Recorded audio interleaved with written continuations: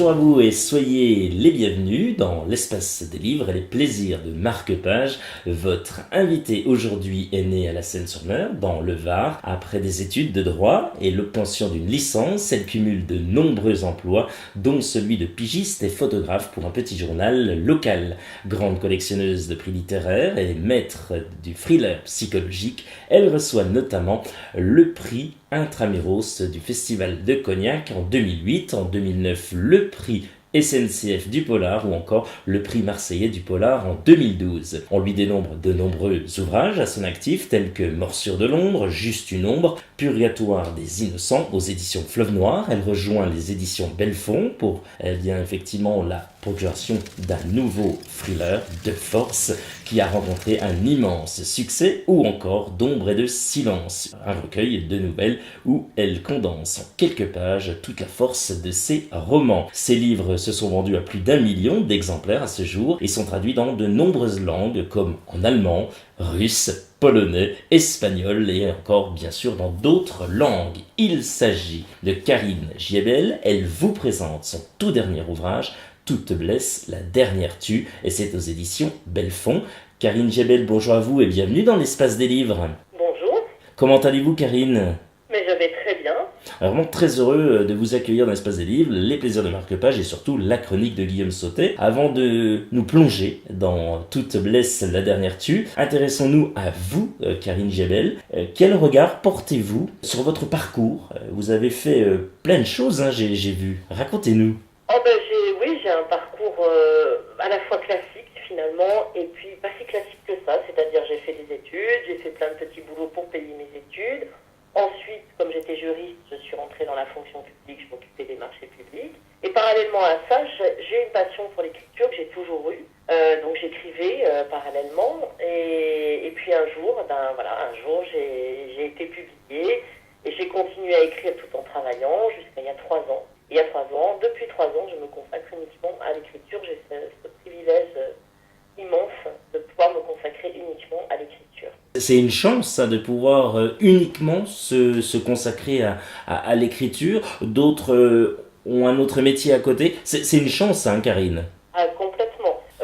C'était un rêve. Je ne savais pas si un jour j'y parviendrais, mais en tout cas, voilà, depuis 3 ans, je ne fais plus que ça. Et voilà, je peux me consacrer à ma passion, donc je crois que c'est vraiment un cadeau inestimable. Vous vous attendiez à un tel succès ou quelqu'un vous avait dit, voilà, si, c'est sûr, hein, avec ce que tu écris, tu vas cartonner, ça va Moi, non, donner. je m'y attendais pas du tout. Alors, quelques personnes m'avaient dit ça, oui, notamment ma toute première éditrice. Après, c'est sympa à entendre, mais moi, foncièrement, je n'y croyais pas. Non, j'étais déjà tellement heureuse d'écrire, tellement heureuse d'être publiée, que voilà, c'était déjà tel bonheur que non, je m'attendais pas à arriver effectivement à ce que mes livres aient autant de succès, à ce que je puisse en vivre.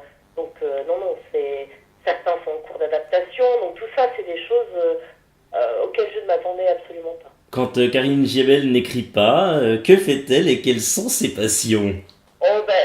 J'écris presque tout le temps en fait. Alors c'est vrai qu'il y a des périodes entre 2 romans où je vais plutôt écrire des nouvelles. Là par exemple, je suis en train de réfléchir à la nouvelle que je vais écrire pour le recueil des Restos du Cœur, qui sort tous les ans en novembre. C'est rare quand j'écris pas, je pense à ce que je vais écrire. Après, bien évidemment, j'ai, comme tout le monde, une vie, je ne peux pas que écrire, hein, bien sûr. Mais j'ai d'autres passions, notamment la montagne. On le sait grâce à un livre que j'ai écrit d'ailleurs qui s'appelle Jusqu'à ce que la mort nous unisse. Donc voilà, ça c'est mon autre passion. Mais j'ai assez peu de temps à lui consacrer. J'écris beaucoup, j'ai beaucoup de projets aussi en cours. Quand il y a un roman qui sort, il y a beaucoup de promotions aussi, de librairies, de salons. Donc finalement, quand j'écris pas, c'est souvent entre 2 romans et je suis souvent en train d'aller rencontrer mes lecteurs. Qu'est-ce que vous aimez dans ces rencontres ? Vous parlez de rencontres, voilà, les librairies, dans les festivals et autres. Qu'est-ce que vous aimez dans ces rencontres avec vos fans et les lecteurs ? Ah ben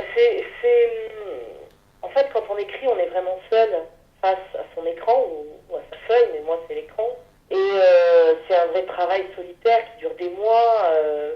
Et rencontrer les lecteurs, ils me disent ce qu'ils ont ressenti en lisant mon livre, ou même plusieurs de mes livres. Ils partagent avec moi les émotions qu'ils ont traversées.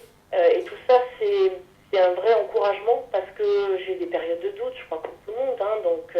Et pendant ces périodes de doute, je repense à ce que les lecteurs m'ont dit quand ils me disent mais n'arrêtez pas d'écrire, on a hâte du prochain. Enfin voilà, ça, ce sont des choses qui me reviennent à l'esprit si jamais j'ai une période de doute. Et c'est important pour moi de voir ce que les lecteurs ont ressenti au travers de mes mots, en fait, au travers de mes livres. Ça, c'est très important. La bibliothèque de Karine Jebel, elle ressemble plutôt à quoi? On peut y retrouver quoi comme ouvrage ou comme auteur? Ah, il y a beaucoup de classiques. Je suis très éclectique dans mes lectures. Hein. Je lis pas que des polars, par exemple. Je lis de tout, beaucoup de romans. Je suis une lectrice de romans. Mais on va retrouver des auteurs comme Steinbeck, Troya, Moria, Elsa Triolet, Maupassant, que j'adore. Mais aussi, évidemment, des auteurs plus contemporains, comme R.J. Ellory, Tim Willox, Xavier Marie Bonneau. Voilà, ça c'est des auteurs que j'aime beaucoup. Barbara Abel, Franck Tillier, ça c'est plus ma bibliothèque polar, thriller. Voilà, donc plein de livres, tous différents, des auteurs étrangers également. C'est très éclectique. Intéressons-nous cette fois-ci à votre thriller, Karine Jebel. Je le rappelle, s'intitule Toute blesse, la dernière tue, c'est aux éditions Belfond. Comment vous est venue l'idée de cet ouvrage et comment s'est passée en quelque sorte la phase d'écriture? Alors l'idée, en fait, c'est un thème que je souhaite aborder depuis longtemps, c'est l'esclavage moderne. Donc ça fait longtemps que j'enquête sur ce thème parce qu'il faut du temps pour lire les témoignages, etc.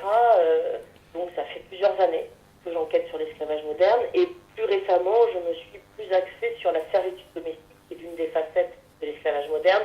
Et une fois que mon enquête a été terminée, je me suis lancée dans l'écriture. Alors après, l'écriture, c'est comme pour mes autres romans, c'est-à-dire je passe en plan, je me lance dans une sorte d'aventure, je ne sais pas où je vais atterrir, et c'est au fil de l'écriture en fait que les idées se mettent en place, que l'histoire se construit, que les personnages se construisent. Mais pour le coup, comme c'est un thème sur lequel j'ai beaucoup enquêté, je suis quand même restée très réaliste, même si certaines personnes pensent que ce livre n'est pas réaliste, mais si, il est réaliste. Et je me suis vraiment basée sur tous les témoignages que j'ai pu lire, sur toutes les informations qu'on m'a données. Et j'ai construit, par contre, après, il y a un travail d'imagination, bien sûr. Mais c'est vraiment un livre qui est basé sur une enquête. Voilà, qui est l'aboutissement d'une enquête. On parlait de cette enquête, Karine Jebel. Donnez-nous envie de lire votre roman, Toute blesse, la dernière tue, en nous racontant quelques mots de cette incroyable histoire que vous nous faites vivre. Bravo, vous nous avez scotché et comme d'habitude, tenu en haleine du début jusqu'à la fin. Alors donc c'est l'histoire de Tama, qui est une petite fille qui est née au Maroc et qui un jour va être, on va dire, confiée par son père à une dame qui a l'air très gentille et qui veut l'amener en France pour qu'elle puisse suivre des études, avoir un meilleur avenir.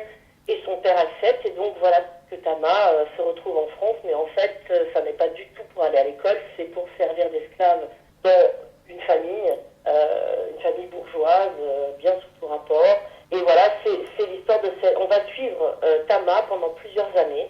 On va la suivre dans cette épreuve qu'est la servitude domestique. Et en fait, parallèlement à ça, on va suivre également l'histoire de Gabriel, qui est un homme assez mystérieux, qui vit dans un endroit complètement isolé dans les Cévennes, et qui, un matin, va trouver chez lui une jeune femme blessée et amnésique. Voilà, et on va suivre parallèlement ces deux histoires, qui bien évidemment vont se rejoindre, mais je ne sais pas comment. Et on va surtout suivre la vie de Tama pendant plusieurs années. Et ce que j'ai voulu, c'est à la fois parler bien évidemment de ce thème, mais aussi parler de la liberté au travers de ce thème, et parler des mécanismes de l'asservissement, parce qu'en fait, Tama, c'est pas une esclave de naissance, je veux dire, par là, on n'est pas esclave quand on est, on devient esclave. On vous rend esclave. C'est ça aussi qui m'intéressait. C'est tout ce qu'on va faire pour lui faire croire qu'elle n'est bonne qu'à ça, que c'est une esclave. Et ce qui était intéressant, c'est comment va réagir Tama. C'est-à-dire, comment elle va lutter contre ça, comment elle va essayer de gagner sa liberté. Voilà. Donc, c'est vraiment, je crois que le personnage central, c'est cette jeune fille, et c'est elle qui tient le roman. Et les lecteurs, ceux qui l'ont lu déjà, me disent que voilà, c'est un personnage auquel ils se sont énormément attachés. Et moi aussi, quand j'ai écrit, je me suis énormément attachée à ce personnage. Et c'est vraiment elle le pilier du livre. Quels sont vos projets pour la suite? Eh bien, écoutez, donc donc là, je vais écrire cette nouvelle dont je parlais pour les Restos du Cœur, comme Oui. chaque année. Je vais aller également dans très peu de temps sur le tournage de l'adaptation d'un de mes romans qui s'appelle Jusqu'à ce que la mort nous unisse, qui commence très bientôt. Donc je vais avoir le plaisir d'aller faire un petit tour sur le plateau de tournage, passer de l'autre côté en fait. Et puis je commence à réfléchir bien évidemment au prochain roman. Bon, en tous les cas, vous allez encore pas vous ennuyer, hein. Il faut pas s'ennuyer. Il n'y a rien de pire que l'ennui et la routine. Karine Jebel, passons à la minute cool, si vous le voulez bien. Et avec plaisir. Plutôt le Var ou Paris? Le Var. Êtes-vous plutôt esprit criminel ou inspecteur Murdoch? Esprit criminel. Si vous étiez un animal, vous seriez... Un chamois. Quel est l'auteur que vous connaissez et qui est le plus drôle? Que je connais et qui est le plus drôle.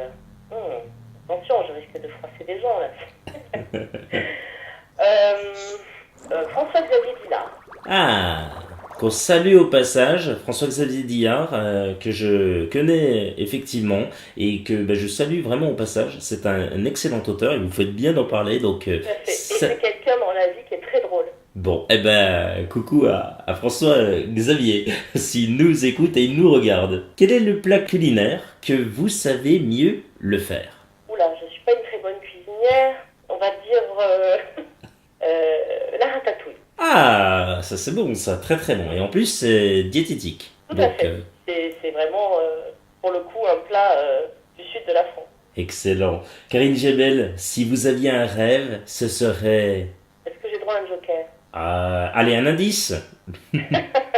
Alors, un rêve professionnel, il y a quelque chose qui est en cours, mais qui n'est pas encore fait, mais ça, c'est vrai que ça me fait rêver. C'est une adaptation d'un de mes romans qui s'appelle Meurtre sur Rédemption par le cinéma américain. Écoutez, on le prend ce rêve-là, et on croise les doigts pour vous, on espère qu'il se réalisera en tous les cas. Karine Jebel, rappelons que vous êtes l'auteur de Toute Blesse, la dernière tue, aux éditions Belfond. Merci d'avoir accepté notre invitation pour la chronique de Guillaume Sautet. Merci à vous, Guillaume.